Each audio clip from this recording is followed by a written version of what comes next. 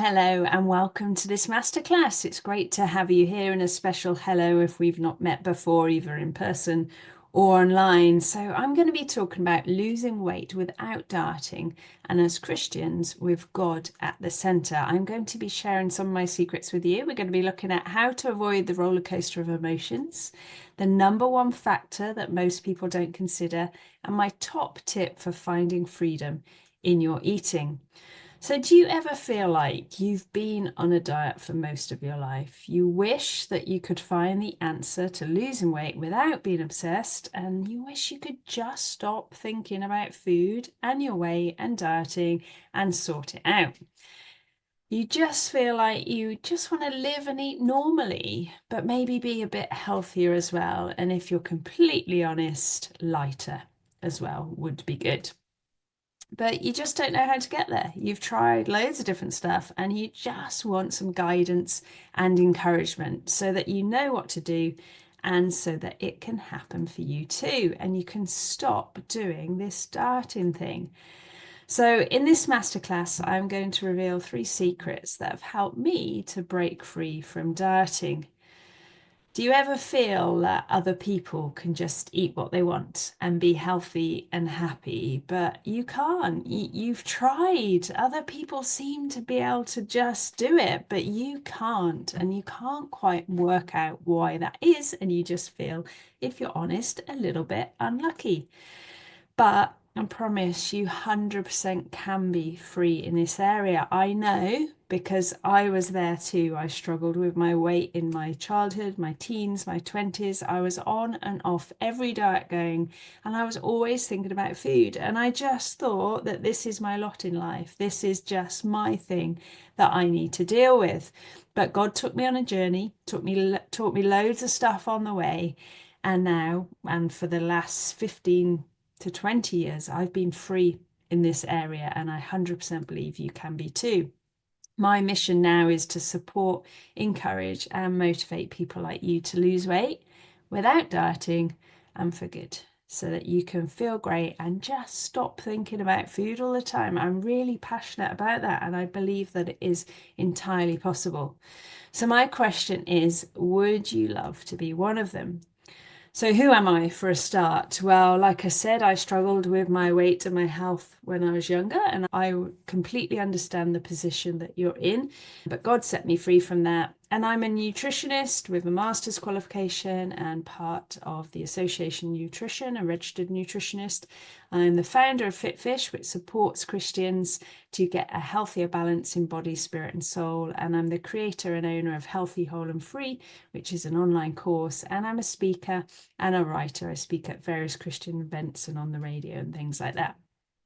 I've helped hundreds, not hundreds, thousands of people break free in this area, and I'm so passionate about it. I've done a lot of things right, but I've also done a lot of things wrong, and I've kind of been there, done that, and I want to help you so that you don't make the same mistakes again. I've done a lot of the hard work and worked out how it goes so that you don't have to. So, first of all, what do I mean by dieting? Well, dieting is any kind of system, plan, rules, restrictions that you live by in terms of your food. I have to add a caveat here. Sometimes it's right to be on a diet. Sometimes you might be waiting for an operation, or you've been advised that it's right to urgently lose weight, or you're eating in a way to manage an illness, or perhaps you've got some severe allergies, something like that. So sometimes it might be right to be on a diet, and maybe this isn't for you, but this is for the people who just want to be a bit healthier, want to shift some pounds, and just want to stop thinking about food all the time. So, secret number one, how to avoid the roller coaster of emotions. Because let's face it, it is a really emotional business. It can be so depressing, so frustrating. It can make you embarrassed. It can make you frustrated. It can make you sad. It can make you annoyed. All kinds of emotions go on. And the scales have a lot to say in that. They can make you feel guilty. They can make you feel judged. I remember when I was doing Weight Watchers, I used to wear the same thing to the meeting every week, Even, if it was winter, I'd be wearing the same vest top, a pair of really light trousers. I'd take out my hair bubble, take off my watch, probably go to the toilet before I got on the scales. And those weeks where you think, I've been really good, I feel good, I reckon, at least 2 pounds, maybe three, or maybe even that magic four. And you get onto the scales and boom, half a pound on. Oh my goodness. So depressing, so annoying, and your heart just sinks. And it's just terrible that it can make us feel like that. So the first thing is that we need to make weight the bright byproduct and not the focus. What do you want the scales to tell you when you step on them? What you probably want is some positivity and some encouragement.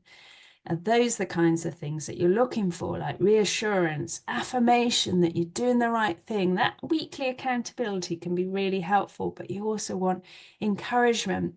But more often than not, the scales don't actually give us those things. And would we be better off finding them elsewhere, finding them in support groups, from a friend, having a weekly call with someone, meeting up with others to talk about it and get that encouragement and affirmation from elsewhere?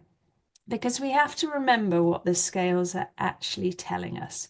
What they're actually telling us is our gravitational pull on the earth at a moment in time, which might be relevant if you walked along the street and picked people up and said, "Hello, how are you? Oh, you're heavy today. Hello, how are you?" But we don't, do you? It's not even about that. It's really, if we're honest, about more how we look and how we feel. But we put so much value on that weight, and that weight, that gravitational pull on the earth, that's your brains, that's your muscles, that's your intestines. That's your blood, that's the water in your body, and there's 60 to 70% water in your body. So it's no wonder there's so much fluctuation and variance when you get on the scales. And have you ever had those weeks where you put on like 3 or 4 pounds and you don't really know why, but 3 or 4 days later it's gone? And that just shows you how much it is to do with water. And it's just a snapshot. Your body doesn't know it's about to get weighed. It's literally just a snapshot of your gravitational pull on the earth at that moment in time. So, are you making decisions to please the scales, or are your decisions to please your health? That's really important, because if you're making decisions to please your health, then you're going about it the right way, and the weight will be a byproduct. But if you're making decisions to please your weight, then you're probably making some slightly off decisions and doing things in slightly the wrong way. So what can you do? Well, if you like weighing, if you don't have any emotional response to it, then maybe you could carry on, but maybe just cut it down to every couple of weeks or once a month, and then plot the general trend rather than going on a week by week basis, and just see if the general trend comes down or not. One of my favorites is a piece of string. So you can put the string around your waist and cut it. So you don't even need to know any numbers, and then you can just see if it gets looser. I'm a massive fan of clothes for just keeping your body fat in check, because you really know how they feel on you, particularly things like jeans. And it can be a real good incentive to just have something that's slightly too tight and just encourage you to keep on going and fit into that and taking it one set of clothes at a time. Or you might like actually just looking in the mirror, maybe even taking a photograph and just seeing how your body shape changes. So remember to please your health, not the scales. And what is your magic number? Who told you, perhaps you told yourself, what you have to weigh? I remember when I was younger, when I was at school, we had a maths lesson and we were working out the mode, the mean, and the median, and they weighed every child in the class so they could work it out. I really wish they'd done shoe size or something, because I still remember that, because I was the biggest kid in the class. And sometimes we put so much emphasis on those actual numbers. I expect if you're anything like me, you can remember what you weighed at like different occasions in your life. You can probably remember your lowest adult weight and your highest adult weight. You can remember what you were on your 50th birthday, or what you were when you felt the best. But those numbers, they change over time and they're different for everyone. if I was to get you to guess my weight, I don't actually know how much I weigh. I could probably have a rough guess, but I haven't weighed myself for probably 3 or 4 years now.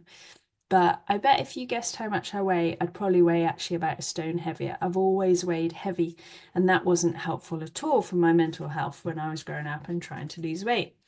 So, can you change your aim? Is your aim to be a certain weight, or is it to be healthy? Because that will ensure that your choices line up to you being healthier. I could sit here, finish recording this masterclass, and then I could go out for a walk, have a stretch, get some daylight because I haven't had that yet today. Or I could go out and do that because I've added up the calories that I had last night for dinner, breakfast, and lunch, and I realize I'm like 800 over and I need to go and burn off all that energy. But that is obviously not healthy. So it's not necessarily the action, it's the reason that we do those actions and the aim. Is that aim to be a certain weight or is it to be healthy? And you'll know if you're on track to being healthier, you'll feel better. So we need to change our lens. There's no such thing as things that are bad inherently or not good for us inherently. It just depends on the situation. So change your lens and look at everything through that lens of becoming healthier, not lighter. You want to be balanced in body, spirit, and soul. And that's what FitFish is all about. Run every decision through that new filter. Are you doing a certain action to be lighter, or are you doing it to be healthier? And the reward cycle is a little bit complicated. And we as humans, we're always after those endorphins. We always want that reward to come.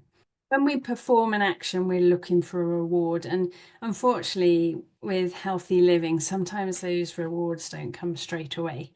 It would be amazing if, as soon as you had a healthy day, you just felt amazing and you felt a lot better in terms of how you looked, but it doesn't often happen like that. There's a bit of a delay. I remember when I was younger wishing that I'd eat a bag of crisps and then I'd literally see the fat go on me straight away because that might have been more of an incentive.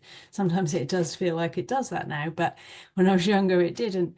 So we need to feel rewarded. We want to feel rewarded. We want to feel like healthy living is worth it. But the rewards aren't instant. So we have to create our own, really, because it can be really disheartening. And so many people give up because they don't feel like it's making any difference. But hang on in there because the rewards will come. And in the meantime, can you make your own? If you've made a difference to your body, spirit, and soul health that day, then celebrate, reward yourself. I know some people put a sticker in the diary if they've, had a really good day of looking after themselves well, or they put a paperclip in a jar or a tick, or they put a pound coin every week in a jar and save up for something. How can you give yourself a pat on the back and reward yourself? Because sometimes that's what we look for from the scales, and we look for that weight loss as a kind of little reward. But can you just keep on trying your clothes? And if they feel better, really celebrate that. But also, if you've just had a really good day of looking after your body, spirit, and soul, even if you can't see any immediate results, can you celebrate that? Because your goal is to make progress, nothing else. Just move forward. We're never going to be perfect in this area till we get to heaven, but if we can just take one step at a time and make progress, then that is brilliant. It's a lifelong journey. Your goal isn't to run a marathon, it's actually to become a runner. The goal isn't to have one good night's sleep, it's to sleep better. The goal isn't to give up chocolate, it's to eat better.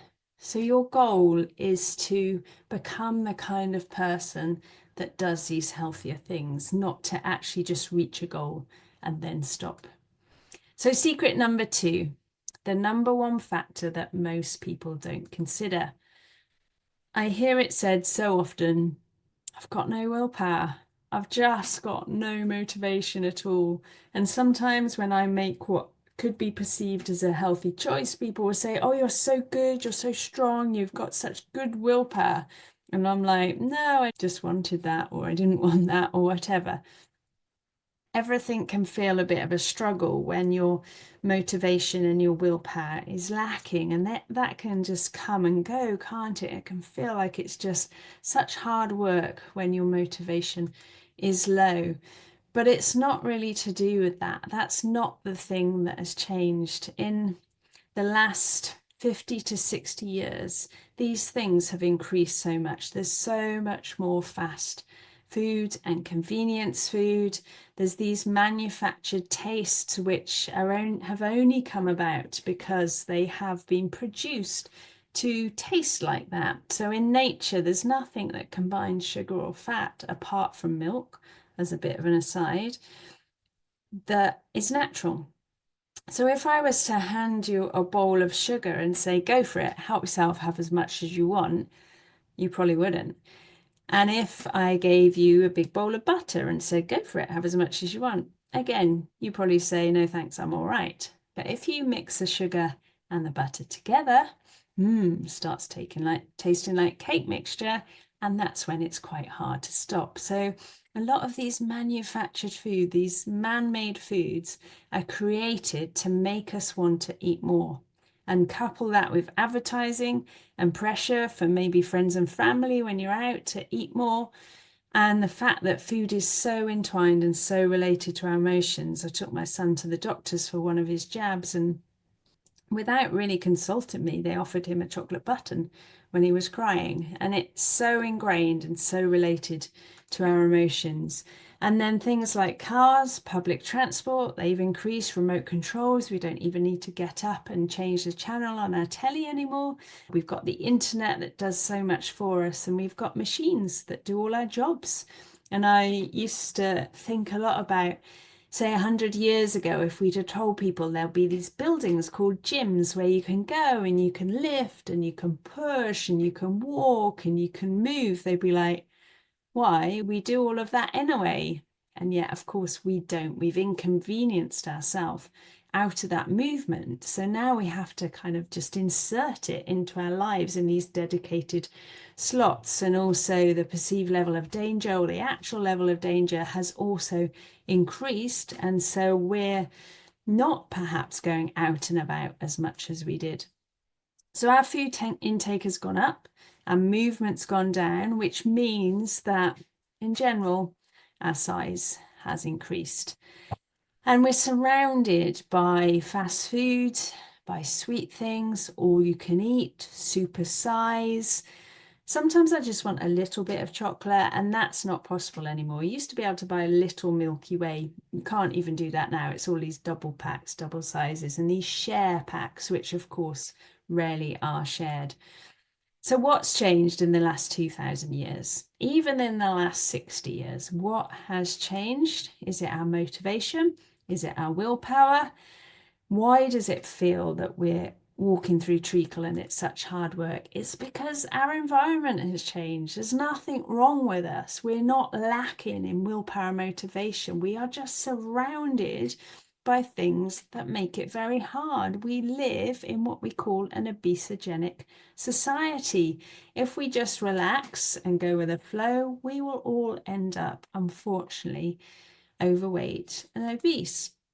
So we're influenced by our external environment, and we're influenced by our internal environment. So with your external environment, if you want to make a healthy change, say you wanted to eat a piece of fruit after your lunch instead of a bar of chocolate, what could you do?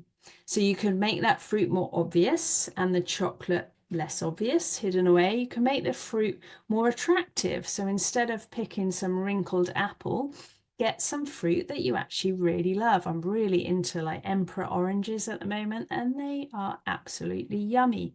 Make it easier. So perhaps it is a case of chopping things up, keeping things in the fridge, using frozen fruit, whatever it takes, and make it more satisfying. How can you make it more satisfying? How can you enjoy it more? And similarly, if you want to get rid of some habits, then how can you make it less obvious? Can you hide it away? How can you make it less attractive? Can you read the labels? Can you read the ingredients? How can you make it harder? Is it a case of you haven't got any in the house and you have to go out and buy something? How can you make it less satisfying? Can you think on the damage perhaps that you're doing to your body? And what about your internal environment? So the sugar cycle has a lot to do with this. So when we eat sugars, then something's released in our bloodstream to take the sugars away from our blood and to store them. And that's a good thing. But the more sugar we eat, the more insulin is released. And then when everything's cleared from our bloodstream, we get this kind of sugar low, sugar crash, and then we want to eat more. And we all have this to some extent. But when we eat lots of sugar, this cycle is really exasperated. And it can feel like you're on this complete roller coaster and that you just need sugar to keep you going. And it's similar with ultra processed foods, so packaged foods, crisps, biscuits, takeaways, ready meals, but even things like bread, cereals, crisps that you buy from the shops. These are full of man-made ingredients. And it has been proven and is continually being proven at the moment that these make us want to eat more. They don't satisfy us in the same way that whole food, normal food, God-made food does. It's not actually food, so our bodies aren't getting the same satisfaction and they are looking for more. You might have seen the program where Chris Van Tulleken, who's a TV doctor, he did an experiment where for 30 days he just ate ultra processed foods. And after that 30 days, of course, he put on weight and all his blood pressure and blood sugar, cholesterol, and everything went up. But what was some of the scariest stuff was his connections in his brain. Like his brain was completely rewired to want more. And when he finished the 30 days, he desperately wanted to stop eating ultra processed food, but it was really hard for him to come off. He's now abstinent after the way that he's seen what it does to his body. So we've got the sugar cycle, we've got the ultra processed food cycle. So what can you do about these things? Well, just pause, listen to your body and make some changes and see what helps and what makes a difference. If you change your breakfast, does that help you get less hungry mid-morning? If you change your lunch, your dinner, if you eat a bit earlier, if you eat a bit later, if you exercise first, then eat. If you eat first, then exercise. Everyone's a bit different. But can you work out when you get these kind of dips and crashes and when you're trying to go for the sugary foods and the ultra processed foods? Listen to your body. And it's important when we look at our internal environment to see what our beliefs are. Do we believe that God wants us to be healthy? Do we believe that He wants us to be whole? Do we believe that He wants us to be free in this area? There's not loads in the Bible about dieting, about breaking free from dieting. But I believe if the Bible was written now, there would be, because it's a chain, it's a stronghold that keeps people captive. And Jesus died on a cross to set us free from that. So do you believe that? We need to keep feeding it. We need to keep feeding our internal environment with Bible verses, with time with God, with others, and talk about it. Talk about it with God. Talk about it with your Christian friends. He cares. God cares about this area of life. Okay, secret number 3, my top tip for finding freedom in your eating. We need to blur the boundaries so that we're happier and more comfortable. Do you ever say, oh, I've fallen off the wagon. Oh, I had a really bad weekend. I'm off the wagon. Need to get on it again tomorrow. Now we fall off the wagon because our wagon is too small, it's too uncomfortable, and it's not fit for purpose. We fall off it, and subconsciously, we don't want to get back on it. It was too restrictive. So we do more things that make sure that we stay off it. But instead, we need to make our wagon comfortable, roomy, work for us, and personal. Needs to just become your normal way of eating. You need to be happy with it to stay on it. What I often say to people when they're looking to make changes is only make a change if you're happy to do it for the rest of your life, because otherwise it's not worth it. So if that's too big, and at the moment you don't want to do that for the rest of your life, or you can't see yourself doing it for the rest of your life, then go a bit smaller and do something tiny. because it's not going to be a diet, it's not going to be a regime, it's going to be more leisurely and comfortable. Because whatever you set yourself up with now will become a framework for you to live against in the future. So if you put any rules in place, whether that comes from a dieting group or whether that comes from just you saying something like, I'm not going to eat carbs with protein, I'm not going to eat after 6 o'clock, I'm not going to have any more chocolate, then you live against that for the rest of your life. And then every time that you overstep one of those things, you'll feel bad, you'll feel guilty. But you only feel guilt is only when you've done something wrong, when you're convicted of doing something wrong and you're not doing anything wrong, but somehow we think we are. So whatever you decide to be your framework, that's what you need to live against. So that's why it needs to be slow, needs to be very personal, and not have any of these strict rules. So what do you want that frame to look like? Because in my experience, any kind of tight restriction doesn't work. Often people say, oh, I'm giving up bread, I'm giving up cheese, giving up crisps, giving up chocolate, giving up sugar.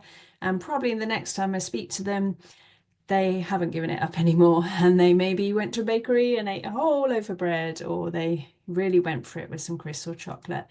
Because I think sometimes diet stands for I didn't intend to eat that, but I did. And then you just feel rubbish, like you're a failure, like you messed up, you've ruined it, and there's no point. And that's all things that God just doesn't want us to feel. He is love and He loves you. I like to think of it as a tapestry, like a mosaic, and it's the bigger picture. So it's what you do mostly that matters, not all the individual things. All these things just add up to make this bigger picture. It's not about your birthday, it's not about your holiday, it's not about Christmas. It's your default behaviors that you go back to time and time again. And as long as you're learning from each thing that you're doing, then that goes towards the bigger picture. And that's great. And it is a journey. It's a long process. It's not going to get sorted straight away. But even if it takes 1 year, 2 years, 3 years, isn't it worth it to then be in that place of freedom? So, how do you do it? Well, you need something loose. You need something that fits your lifestyle. You can still have guidelines, but you need to keep the lines blurred and adjust them slightly as you go. So sometimes with people, I use the 80-20 chart where you can just draw a circle, 80% on one side, 20% on the other, and just tick off the natural foods you have, put them in the 80% section, the processed in the 20, and just see what's the balance of food like in your life. Or maybe something like a can-do plan, which we use on the Healthy, Whole and Free course, where you pick 5 to 10 actions to do, but it's never the aim to do them all the time every day. It's just to do them 70 to 80% of the time.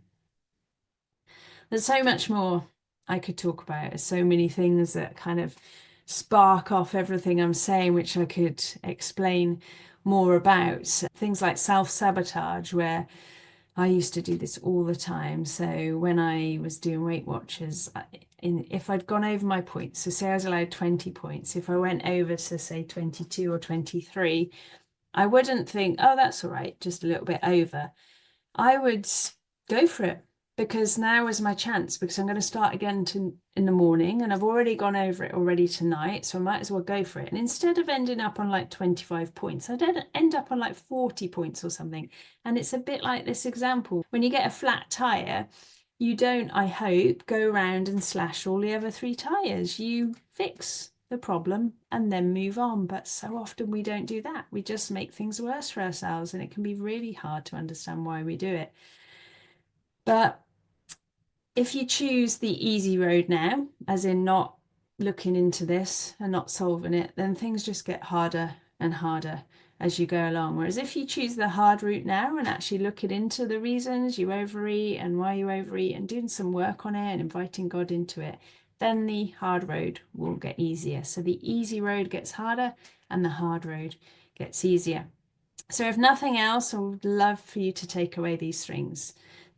Please your health, not the scales. Use your environment to help you, not your willpower, and make your wagon more comfortable so that you don't keep falling off it. So where to from here? Let me ask you a question. Would it be worth continuing our journey together if it enabled you to lose weight without dieting and for good? It enabled you to feel great. It allowed you to stop thinking about food all the time. And it enabled you to just eat what you want. Just to stop going round the same mountain the whole time and for this to be a thing for the rest of your life.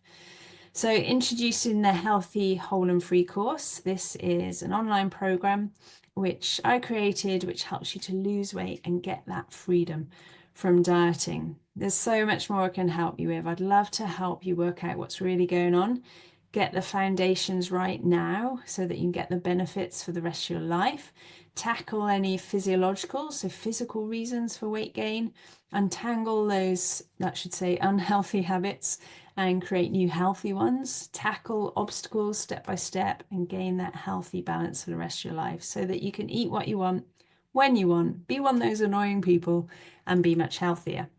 So who's Healthy, Whole and Free for? Well, it's for you if you struggle in this area and you're longing for freedom and breakthrough and you just don't want to be thinking about it for the rest of your life. It's for you if you like my teaching, because I'm the teacher and can't really get away from that. So let's take a sneak peek. So you get 6 modules of recorded teachings, resource packs, reflection packs, and they're delivered at a bite-sized pace over 6 months. So each week you will get a little recording, a little resource pack, little reflection pack. And then you get 1 live weight loss focus call a month with a group, 1 live coaching call a month with a group, where you also get the chance to have a one-to-one with me if you want to. There's a private Facebook group, which I'm on all the time and can answer all your questions. And you can also email me at any time. And there's a catch-up week once a month. I know life is busy, so just that week built in where there's just a daily Bible verse, nothing else to allow you to catch up with that month. These are the modules. So it's Foundations to Freedom, Breaking the Dieting Mentality, Conquering Cravings, Changing Habits, Overcoming Self-Sabotage, and Ending Emotional Eating. Just have a quick look at what others say. I've been so mindful about what I'm eating. I'm still losing weight as my clothes are getting looser. God is good, and I feel at last He heard my cries for help through Healthy, Whole and Free. This course has really helped me to refocus on so many different levels with struggles that I've been facing. Something must be working. I feel different, and oh, I've lost 16 pounds already and I'm not on any kind of diet. I feel fantastic. I generally feel that my relationship with food has been transformed. This course is life-changing. I recommend it to any Christian. During the course, I haven't eaten food in a negative context once and I've lost well over a stone. So you might be thinking, how much is it? Well, it's just $29 per month for 6 months. So less than a gym membership, probably similar to Slimming Clubs, but definitely a lot less than all the snacks and the takeaways. And plus you get my golden guarantee. So if you're not free by the end of the course, then I will work with you until you are. And also if you're not satisfied, then just drop me an email and we can sort something out.